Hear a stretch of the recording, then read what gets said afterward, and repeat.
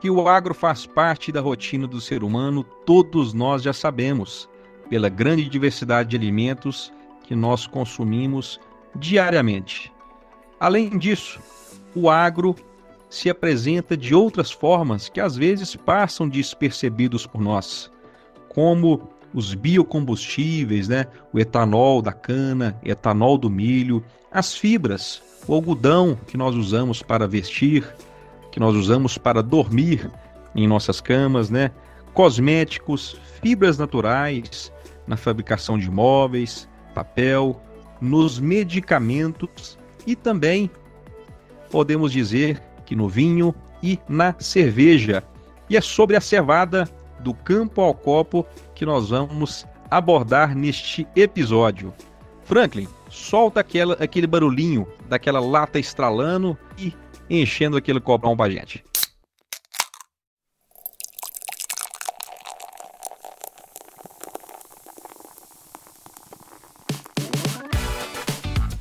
Plantcast, o primeiro podcast sobre fisiologia e nutrição de plantas.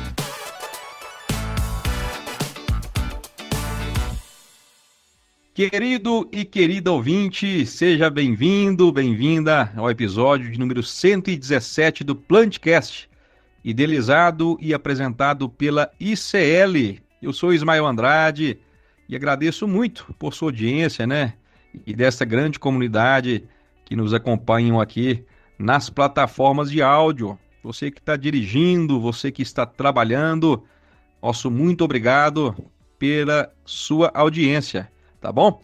E neste episódio, convido aqui para compor o time ICL, Fabiano Passenchuk, ele que é engenheiro agrônomo e doutor em fitotecnia pela Unicentro, lá em Guarapuava, que fica lá no centro-sul do estado do Paraná. O time ICL é consultor de desenvolvimento de mercado na diretoria Centro-Sul. Seja muito bem-vindo, Fabiano. Olá, Ismael. Olá, amigas, amigos do podcast. Vamos para mais um, Ismael. Simbora! E esse tema é muito bacana, né? E convido o nosso convidado especial deste episódio, Noemir Antoniazzi, pesquisador de cevada da FAPA, Fundação Agrária de Pesquisa Agropecuária, e é uma fundação apoiada pela Cooperativa Agrária Agroindustrial, que fica lá em Entre Rios, um distrito ali de Guarapuava, no estado do Paraná. O Noemir Antoniazzi é engenheiro agrônomo pela Universidade de Passo Fundo, é especialista em melhoramento de plantas no CIMMYT e CARDA, lá no México, né? E também mestre em fitotecnia pela Universidade Federal do Paraná. Em sua experiência profissional, Noemir foi pesquisador de genética de milho pela Ciba-Geigy, antiga Syngenta, foi pesquisador da cervejaria Kaiser, no melhoramento da cevada cervejeira no Cerrado do Brasil. Também atuou como pesquisador da Antártica Paulista, no melhoramento genético da cevada cervejeira e também do Guaraná. Desde 2014, atua na pesquisa do lúpulo e, há 24 anos, atua como pesquisador na FAPA, Fundação Agrária de Pesquisa Agropecuária, atuando com pesquisas em melhoramento genético e manejo da cevada cervejeira. Olha que bacana. Noemir, seja muito bem-vindo ao Plantcast, meu amigo. Olá, tudo bom? Senhoras e senhores, é uma satisfação muito grande estar com vocês aí. Vamos conversar sobre tudo que envolve cevada, malte, cerveja, essa cadeia que é apaixonante e que certamente tem um produto final aí que nos traz boas recordações em festas, em comemorações, mas tudo começa no campo e depois termina no copo. Muito bom. E como eu disse na introdução, o agro está presente em nossas vidas, né? Nas mais diversas formas. E eu queria que o senhor contextualizasse, Noemir, um pouco sobre a cooperativa, né? Como que ela surgiu, né? E a questão, essa correlação com a Fundação Agrária, para a gente entender como que surgiu, né? Todo esse movimento. A cooperativa agrária ela foi fundada por imigrantes alemães, refugiados da guerra. Eles chegaram aqui em Entre Rios sem conhecer nada do que iriam encontrar pela frente, sem falar a língua local. Foram, como eu disse, refugiados de guerra. E a primeira dificuldade que eles encontraram foi justamente com a diferença em relação ao que eles tinham de agricultura na sua região de origem. Se deram conta que esse campo nativo com alto índice de acidez do solo não era próprio para o cultivo que eles faziam na Europa. Aí foram justamente buscar na pesquisa essas informações para responder às questões mais básicas do cultivo, e sempre voltado, então, para investimento na área agrícola. A primeira cultura foi o arroz, depois seguindo o trigo, que encontraram esses solos ácidos como próprios, mas sempre pensando em verticalizar a produção, ou seja, industrializar. Hoje a cooperativa conta com mais ou menos 500 associados. Esses associados cooperados produzem soja e milho no verão, e principalmente milho, principalmente trigo e cevada no inverno. Cada um desses produtos tem sua indústria que processa. Então, o milho, temos uma indústria de grits e flakes. A soja, a indústria de esmagamento, que, por sua vez, dá origem ao óleo e ao farelo. E a maltaria, que produz o malte, especialmente para as cervejarias. O trigo também é processado, no qual resulta a farinha para diferentes nichos, e os resíduos são utilizados em fábricas de rações, principalmente para suínos e aves e gado de leite. A intercooperação entre a Fundação Agrária de Pesquisa Agropecuária, a FAPA, e a Cooperativa Agrária, elas vêm desde o início, e a mantenedora da Fundação de Pesquisa é a própria Cooperativa Agrária, que tem como função, então, bancar, diríamos assim, as despesas de pesquisa. Na FAPA, nós somos em 12 pesquisadores com 10 diferentes áreas de pesquisa. Então, nós somos referência aqui no Centro-Sul do estado do Paraná, e também as nossas informações chegam a nível de Brasil e até fora do Brasil, por conta da especificidade que nós temos. Então, nós temos 5 áreas por cultura, seria soja e milho, trigo, cevada e hortifruti, e temos mais 5 áreas que são de interação e integração com as culturas. Nesse contexto entra controle de pragas, que é a área de entomologia, controle de doenças, fitopatologia, área de fertilidade, conservação de solos. Também entramos agora com mecanização agrícola e inovações tecnológicas. E a última área a ser criada foi a de controle biológico. Nós estamos vendo aí uma oportunidade, junto com as empresas parceiras, onde poderemos otimizar o uso de agentes biológicos no controle, principalmente de pragas e doenças, e também fazendo uma interação com a biologia do solo. Emir, que bacana, é muito interessante ver todo esse movimento de pesquisa que começou lá atrás, né? Essa questão da imigração, da cooperativa, da fundação. E no Plantcast, frequentemente nós trazemos temas ligados à cultura do milho, da soja, da cana, do café, e trazer a cultura da cevada é algo diferente, né? E interessante, pois a cevada faz parte aí dos finais de semana do brasileiro, né? Que representa ali os movimentos de confraternização, de relacionamentos. E eu queria entender melhor, e acredito que os nossos ouvintes também, sobre a cultura da cevada. Queria que o senhor trouxesse para nós um pouco dessa cultura, né, as características gerais, para a gente entender melhor. A cevada é um cereal de inverno, assim como o trigo, a aveia, o centeio, o triticale. E nós vemos na cevada uma oportunidade de cultivo, principalmente na região sul do Brasil, por conta do produto final que já foi aventado aqui, que é a cerveja.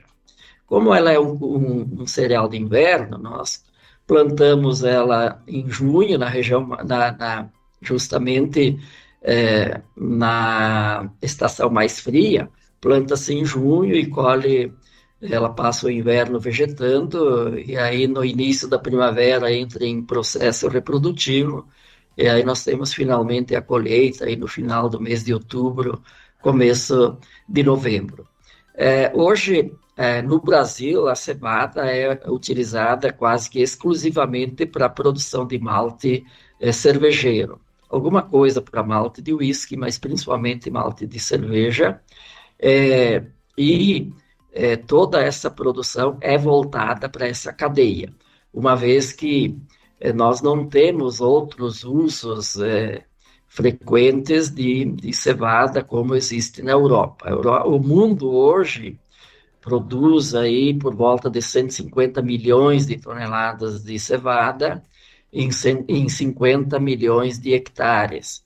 Só que apenas 20% dessa cevada é utilizada para fins cervejeiros. Os outros 80% basicamente são para alimentação humana e animal. No Brasil, nós temos essa produção de cevada contratada pelas maltarias e também pelas cervejarias. Então, é uma cultura que ocupa um espaço vazio no período de inverno e início da primavera, e nós temos trabalhado, principalmente aqui na cooperativa agrária, visando uma oportunidade para o nosso cooperado, para o nosso produtor que planta cevada, em termos de rentabilidade econômica e bastante atrativa.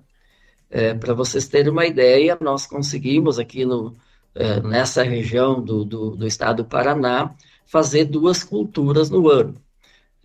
Se planta a cevada ou o trigo, e na sequência é possível fazer um cultivo de soja, ainda numa condição muito especial, onde a soja também tem sua rentabilidade e seu processo de produção adequado por conta dessa convivência, vamos dizer, harmônica entre as 2 culturas. Planta-se na sucessão, uma favorecendo a outra, e agregando rentabilidade para o nosso produtor. A cevada também, ela compõe um ciclo de produção onde as culturas subsequentes são beneficiadas em função de que as pragas e doenças, a palhada que essa cevada deixa na cobertura do solo, evitando a erosão e beneficiando principalmente a soja. Então, são opções, é uma opção bastante interessante, mas tem limitações de clima. Hoje, nós só conseguimos produzir cevada para fins de malte cervejeiro em áreas com altitudes acima de 700 metros. Por quê? Porque é um cereal de inverno e nós precisamos que essa lavoura, essa plantação, ela encontre sua melhor condição climática de ambiente, que é exatamente uma condição de clima mais frio. A cevada não tolera temperaturas acima de 24, 25 graus, então para isso, e por isso, que essa região sul, compreendendo aí o estado do Paraná, de Santa Catarina e do Rio Grande do Sul, que são as mais apropriadas para o cultivo da cevada. Nós podemos sim plantar essa cultura em outras regiões, como já experimentamos, por exemplo, no Centro-Oeste, mas naquelas regiões onde tem as temperaturas mais baixas, que confere, então, a essa produção uma qualidade cervejeira. Podemos, sim, plantar cevada em outras áreas que não as que eu citei, mas daí a qualidade é inferior e não se presta para malte, principalmente para a produção de cervejas. Muito bem, Heitor. Então, e na tua conversa, você comentou que a cevada pode ser utilizada para outros fins. Então, significa que nem toda cevada é cervejeira. Exatamente. A cevada cervejeira, ela necessita de alguns parâmetros qualitativos. Por exemplo, tamanho de grãos, poder germinativo, a cevada para ser malteada ou a cevada que se transforma em malte, ela precisa de ser otimizada e, principalmente, ela precisa iniciar o processo de germinação. Então, uma semente de cevada, um grão de cevada, que não tem poder germinativo ou que o embrião não esteja vivo, ela não se transforma em malte. Essa cevada, ela pode ir para outras finalidades, como já foi dito, que é alimentação humana e animal, principalmente animal. Outras características que fazem com que uma cevada seja apta a se transformar em malte, ou seja, uma cevada cervejeira, é o teor de proteínas. O teor de proteínas da cevada, ele é responsável pela espuma da cerveja. Então, se nós tivermos valores mais baixos ou mais altos, vai afetar diretamente a espuma da cerveja, e isso faz com que ela deixe de ser apta à produção de malte. Nós aqui no Brasil usamos basicamente toda a produção para cervejas, porque é o que remunera melhor o produtor. Para vocês terem uma ideia, cevada cervejeira vale 2 vezes mais do que uma cevada forrageira. Então, claro que o produtor ele vai fazer todo o que estiver a seu alcance para obter uma produção de cevada que vá para esses fins cervejeiros e não para forragem e alimentação animal ou ração.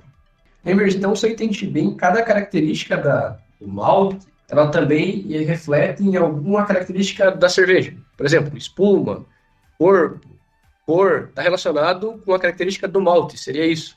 Eu sempre digo que a qualidade da cerveja, ela é feita lá no campo, na produção da cevada. Cada item da cevada tem lá sua importância e tem um reflexo na qualidade da cerveja depois. Então, você falou bem, espuma, cor, corpo, aromas que vêm da cevada, tudo isso provém, então, desse processo produzido no campo. A malteação, ela é algo assim muito simples, nada mais é do que um processo onde se inicia a germinação da semente e depois se paralisa. Só que durante essa fase aí de 4, 5 dias, muitas transformações bioquímicas ocorrem dentro desse grão de cevada.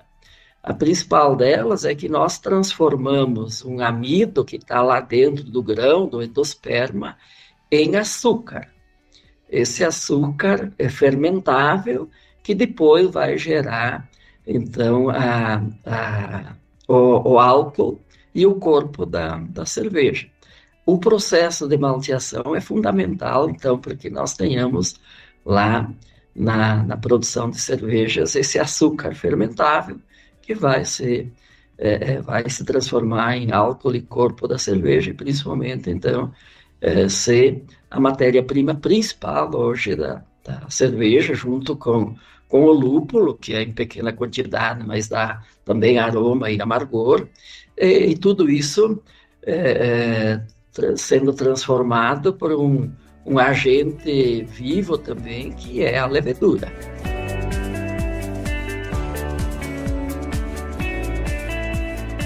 Interessante, muito interessante. E complexo também, né, Elaine? Bastante complexo. E é justamente nesse ponto que eu gostaria de fazer a próxima pergunta.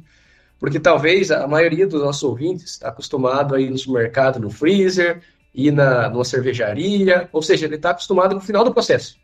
Está acostumado com o copo. Né? Copo sempre cheio, gelado, mas o processo realmente é complexo. E aí você, no começo da tua fala, você usou um termo que eu gosto muito, né? Do campo ao copo.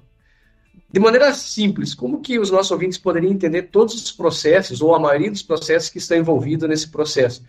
Desde a saída do campo, ou da implantação de um campo, até o copo, que os nossos ouvintes estão acostumados a tomar nos finais de semana, nas confraternizações. Você poderia compartilhar conosco como que é esse processo? O processo é simples, é complexo, mas é bastante voltado para transformação que ocorre dentro de toda essa cadeia. Nós, na pesquisa, nós temos duas linhas ou dois objetivos. Um deles é desenvolver variedades cervejeiras adaptadas a essa condição, e a outra é levar para esse nosso produtor as informações e as indicações técnicas para o cultivo da cevada no campo. Então, a minha frase vai além, é a excelência do campo ao copo, porque precisa exatamente desse controle e principalmente desse conhecimento que nós fazemos na pesquisa e na geração de informações. Então, nós temos uma genética adequada à condição do campo e um sistema de cultivo que vai otimizar essa genética para produzir, em primeiro lugar, uma matéria-prima de qualidade. Toda a matéria-prima, que é a cevada, que depois vai virar cerveja, ela é bem conceituada no campo. Se nós não fizermos o dever de casa lá no campo e não tivermos uma matéria-prima adequada, todo o processo vai ser prejudicado. Então, nós sabemos hoje que o nosso cooperado, o nosso agricultor lá no campo, ele tem a principal responsabilidade, que é entregar uma matéria-prima de qualidade. Claro, depois ela passa por processos nós falamos dentro de casa, na questão da colheita no campo, mas principalmente a recepção, o beneficiamento e a armazenagem, que também são etapas do processo. Uma vez que nós tenhamos uma cevada produzida com qualidade lá no campo, basicamente com as informações e as indicações da pesquisa, aí que nós passamos para a segunda etapa, que seria a malteação. Então, nós temos a produção da matéria-prima no campo, nós temos o processo de malteação, a produção da cerveja depois, e, finalmente, a degustação. O processo de malteação, como eu já falei alguma coisa, nós temos aí 3 etapas. A primeira etapa do processo de malteação se chama maceração. Então, nós entramos com uma semente de cevada com 10% de umidade, e nesse período curto se faz com que a semente seja embebida nessa água até mais ou menos 45%. Depois dela estar embebida e hidratada, aí nós vamos para o processo de germinação, que dura aí, em torno de 3 a 4 dias, e é nesse momento, então, que vão ocorrer as transformações bioquímicas do endosperma, se transformando em açúcares. nada mais do que o início do processo de germinação. Essa germinação ela é iniciada por meio de enzimas e, na sequência, então, nós temos a transformação desse amido que está no endosperma da semente em açúcares, principalmente glucose, maltose e maltotriose. A maior porcentagem desse açúcar é de maltose, por isso se chama malte. A terceira etapa da malteação é pegar esse que nós chamamos de malte verde, onde nós estamos aí com uma umidade de 45% e, por meio de uma estufa, secá-lo até 4%. Esse é um processo que vai definir o tipo de malte. Então, o malte Pilsen, ele tem um processo de secagem, onde nós mantemos as características do açúcar que está lá dentro e também da cor. Se nós formos produzir um malte caramelo, um malte Munique, aí nós mudamos a temperatura de secagem e o tempo de secagem. Então, são processos que são utilizados para identificar e para distinguir os diferentes tipos de malte, que são basicamente lá na secagem. Depois dessa secagem, nós temos mais uma etapa, que seria um polimento que nós fazemos, e é a retirada da radícula, porque nesse processo de início de germinação da cevada, ela forma as raízes. E aí nós precisamos retirá-las, porque essas raízes, se elas forem compor o malte, elas vão entregar à cerveja características indesejáveis. Então, nós retiramos essa radícula, que chamamos, aí o malte está pronto e vai para a cervejaria propriamente dito. Na cervejaria, o processo de produção de cervejas depende muito do tipo de cerveja, dos equipamentos que essa cervejaria tem, e principalmente do método que é empregado, então, dentro de cada uma das cervejarias, e também se vai ser uma cerveja puro malte, se vai ser uma cerveja com adjuntos, se vai ser uma cerveja com maior quantidade de lúpulo, enfim, tem uma série de componentes que vão integrar a produção da cerveja que são definidos aí, que identificam, então, cada tipo de cerveja finalmente.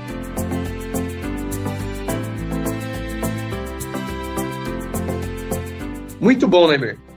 Quando você estava falando sobre essas questões de processos, de tipos de malte, me ocorreu uma dúvida, e talvez seja a dúvida de muitos dos nossos ouvintes, né?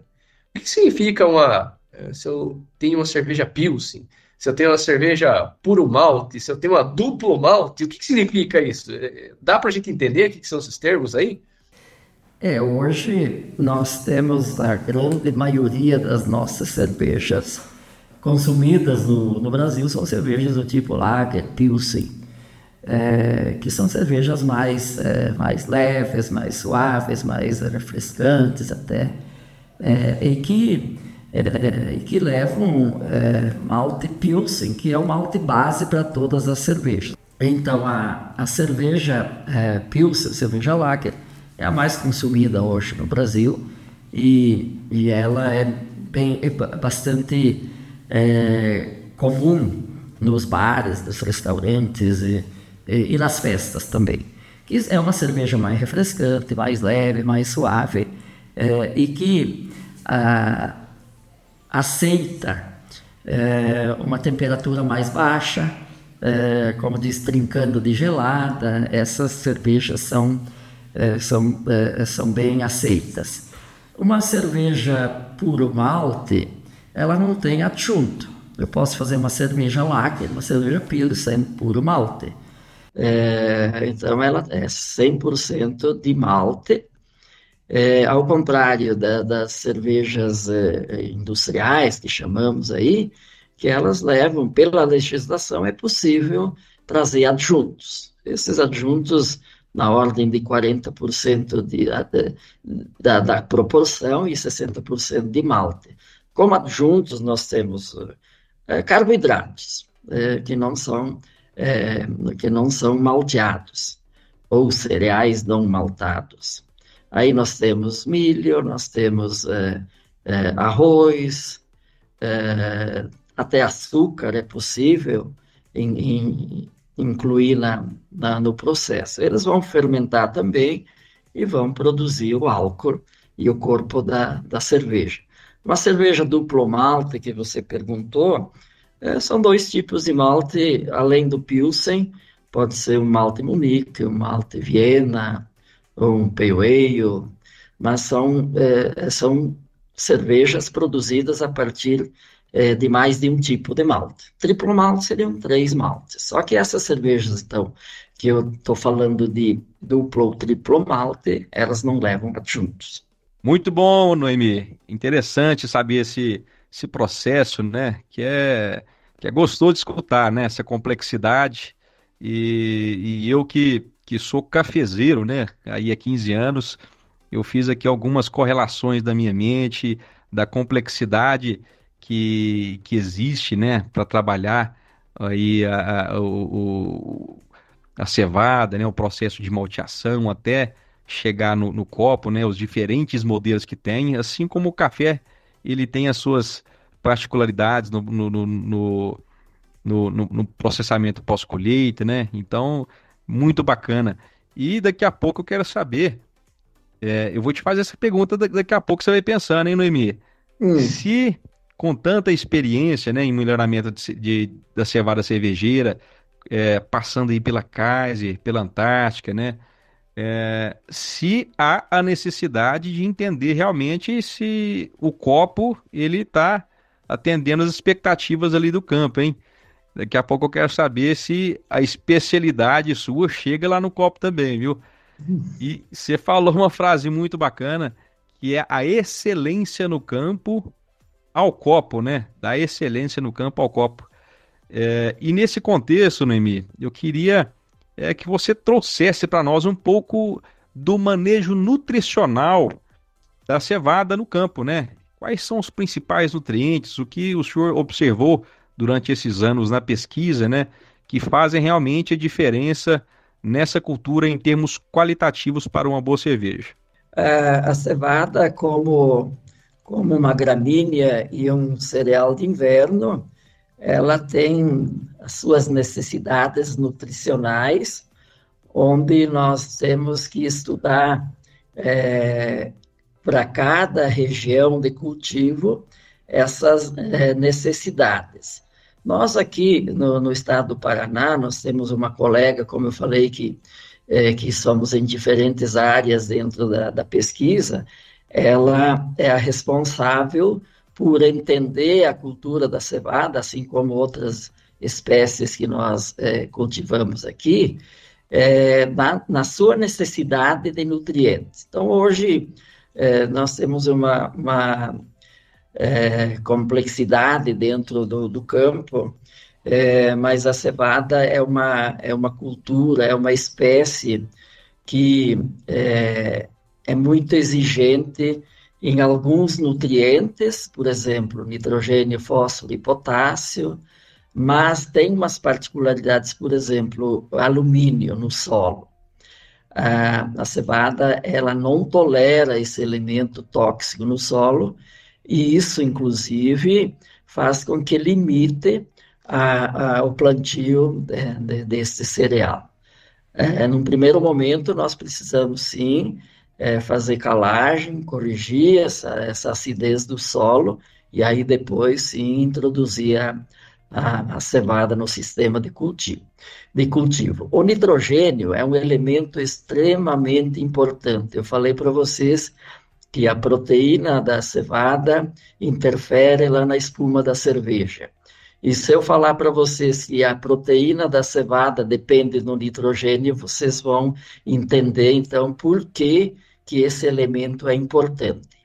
Se nós usarmos um excesso de nitrogênio, ou além da quantidade que a planta vai absorver e utilizar, nós vamos ter Então, duas consequências graves aí. Uma delas é o excesso de proteínas e o outro é o excesso de crescimento das plantas e, consequentemente, um acamamento delas e uma interferência direta na qualidade e na produtividade.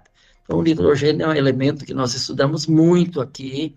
A prova disso é que cada uma das cultivares que nós lançamos, ela tem a sua indicação particular, dada a interferência desse elemento nitrogênio. Fósforo e potássio nós colocamos como elementos essenciais também, mas no sentido assim, o que a planta extrai é reposto para que essa planta não tenha deficiência desses elementos. Outro nutriente bastante importante no cultivo da cevada é o boro, e a importância dele é na viabilidade do pólen. Essa viabilidade do pólen consiste em trazer para dentro da flor a fertilização. Então, se nós tivermos a condição desfavorável de altas temperaturas e baixa umidade relativa, esse boro vai viabilizar o pólen e, consequentemente, nós vamos ter a fecundação e a formação dos grãos. Também, outros elementos são importantes, mas na medida da necessidade da planta, normalmente nós temos isso em quantidades suficientes no solo. Com relação também à fertilidade, vale lembrar que a condição do solo, em termos não só nutricionais, mas de topografia e de agregação desse solo, ou a biologia desse solo também é importante. Solos compactados, solos encharcados, e principalmente solos que não correspondem à adequada agricultura, vão interferir negativamente, tanto na produtividade quanto na qualidade da cevada, não só para fins cervejeiros, mas também para outros usos que não a malte cervejeiro. Muito bem. Veja que interessante, né, Noemir, quando você comentou proteína está relacionada com espuma e proteína está relacionada com nitrogênio quando nós pensamos no campo, né? Então, se nós colocarmos uma característica industrial, né, no meio do processo, quantas pessoas que tomam cerveja e que não sabem que é a decisão e o cuidado do manejo do produtor lá no campo que influencia. Eu estou pegando, claro, espuma aqui, né? E pensando em nitrogênio, mas quanto dessas características ou da qualidade da cerveja é dependente do que o produtor faz muito bem no campo. Isso é algo muito interessante. E aí eu queria também, né, só destacar essa importância do boro que você bem colocou, né? Olha a complexidade que se tem de trabalhar com micronutrientes. E aí quando nós pensamos em micronutrientes, nós pensamos em pequenas quantidades, e sem essa quantidade, né, que é pequena, mas é extremamente importante, não se teria grão de pólen. E aí, só para entender o desdobramento disso aí, Noemir, eu posso dizer se eu tenho déficit de boro no solo, então significa que a espiga da cevada não vai ser bem formada, e isso também pode interferir industrialmente, Noemir? Como que funcionaria isso? A planta de cevada, ela é autógrafa. Então, o que significa isso? A flor da planta de cevada, ela contempla o gênero masculino e feminino numa única espigueta. E isso faz com que 99% dessas espigas dessas sementes sejam oriundas de autofecundação. Então, cada ovário, ele recebe o pólen da própria flor. E isso, quando não acontece esse fenômeno de autofecundação, nós temos uma pequena percentagem de flores que são fecundadas, que têm a fecundação cruzada. Mas, assim mesmo, algumas dessas flores não serão fecundadas. E a flor que não é fecundada, ela não produz semente, não produz grão. Então, qual que é o efeito da falta do boro em viabilizar o pólen? Não vai formar o grão. Não vai formar o grão, não vai formar a semente, e aí você tem perda de produtividade. Além disso, nós temos um desbalanço, porque se uma planta ela estiver preparada para alimentar 30 grãos e por falta de pólen eu vou ter 20, claro que vai ter um desbalanço nutricional dentro desses grãos que formaram. E a maior proporção do prejuízo, vamos dizer assim, do elemento dentro do grão é o nitrogênio, porque o nitrogênio ele está aí disponível para 30 grãos. Se eu só tenho 20, evidentemente eu vou ter um teor de proteínas principalmente mais alto. Esse teor de proteínas mais alto vai afetar a qualidade da cevada, que vai interferir diretamente na qualidade do malte.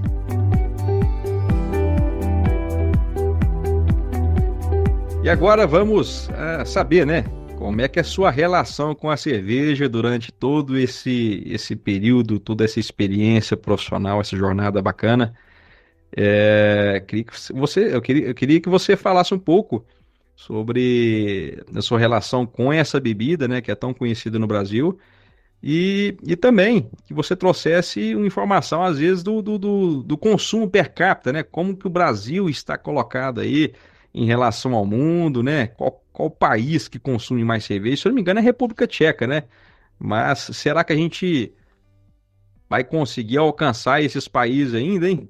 Eu tomo cerveja todos os dias, numa quantidade, vamos dizer assim, socialmente, né? Aí fim de semana se dá uma exagerada, mas em relação ao consumo per capita do Brasil, que é 64 litros por ano, que arredondando aí daria pouco mais de 1 litro por semana, eu confesso que eu tomo essa quantidade aí por mês.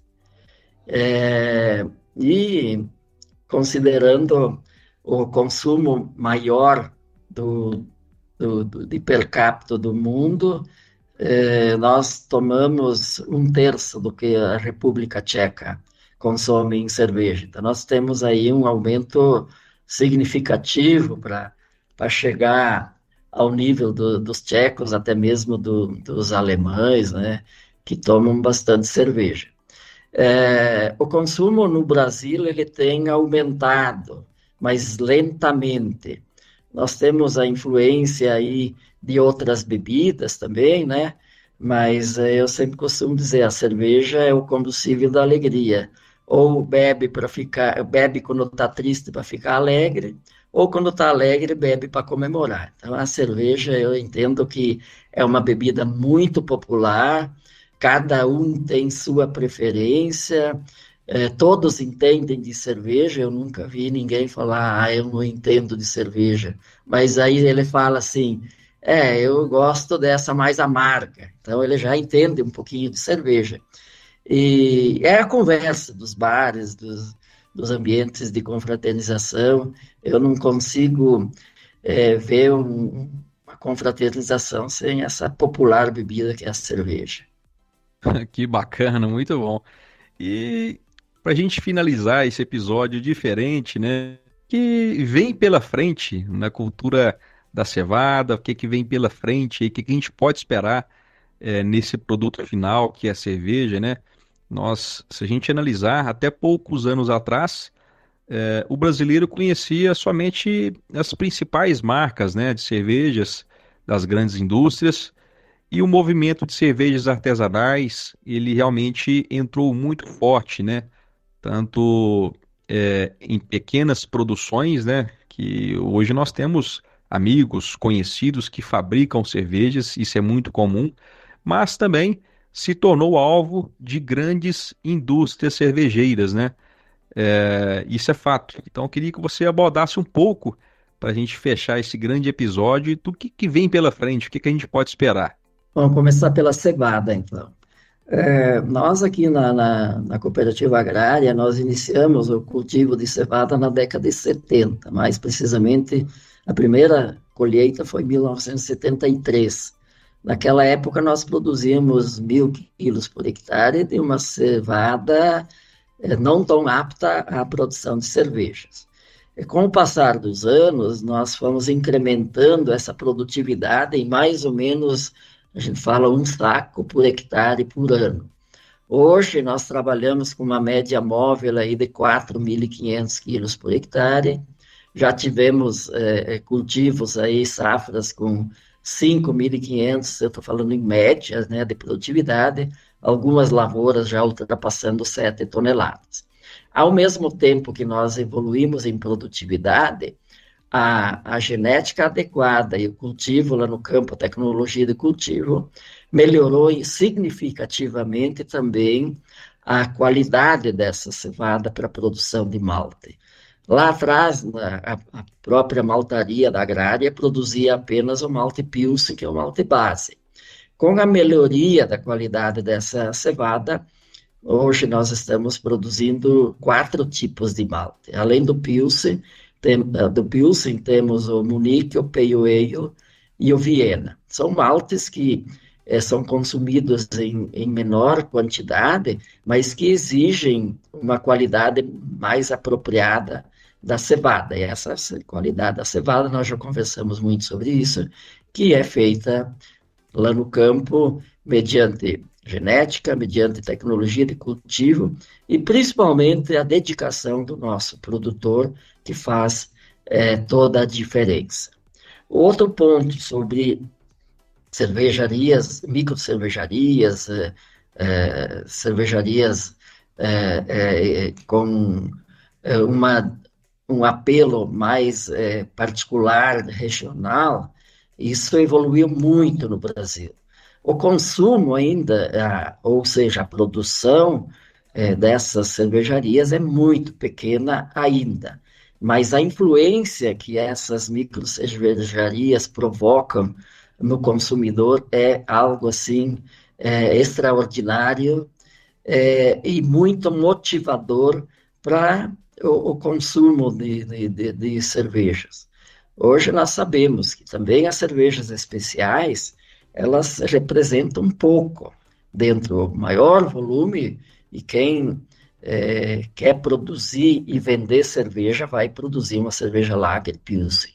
Mas as cervejas especiais, elas estão entrando como uma abertura de mercado. Nós aqui em Guarapuava, nós temos, se não me falha a memória, 9 microcervejarias. Então, eu acho que proporcionalmente a população é uma das cidades que mais tem microcervejarias. Todas elas produzindo cervejas de diferentes tipos, de diferentes segmentos, e que sempre trazem para o consumidor novas opções. E essas novas opções, elas fazem com que se identifique o consumidor e que ele seja mais exigente. Fabiano Pacentiuk, meu amigo, que episódio maravilhoso, hein? Chegamos ao final. Eu queria as suas considerações finais antes da gente despedir aqui do Noemir e de todos os nossos ouvintes. Ismael, que episódio, hein? Eu sabia que ia ser bom, mas desse tanto, meu amigo, foi surpreendente. E aí, Ismael, eu, assim, como mensagem final, eu que, além de tudo, sou apaixonado por nutrição e fisiologia de plantas, eu saio daqui desafiado, né? Como que a nutrição e fisiologia de plantas pode também ajudar nosso amigo Noemir aqui a entregar uma excelência do campo ao copo. Eu confesso para você que eu saio desafiado aqui. Como que a nutrição e fisiologia de plantas pode contribuir para essa bebida tão importante para os brasileiros, né? Tem outras áreas de conhecimento que são primordiais, o próprio melhoramento que o Noemir presta um serviço brilhante, né? Ao longo de muitos anos, tá? Mas eu entendo assim, como que a nutrição e a fisiologia de plantas pode contribuir. Sai desafiado, Ismael, sai desafiado. E aí, agradeço o Noemir pelas oportunidades. Para nós, assim, foi excepcional. Eu que agradeço, me coloco à disposição também, se houver alguma alguma necessidade adicional aí, ou mesmo em outra oportunidade. Eu confesso que foi um prazer muito grande. Sei também que poucos sabem o detalhamento que eu falo do campo ao copo, mas cada pessoa que conversa comigo, ele fala, poxa, agora quando eu vou tomar uma cerveja, eu vou tomar com mais prazer. Muito bom, Noemi, muito bom. Noemi, para os nossos ouvintes que querem te conhecer um pouco melhor, queria que você deixasse aqui os seus contatos. Como é que o pessoal faz para te encontrar? Você está nas redes sociais?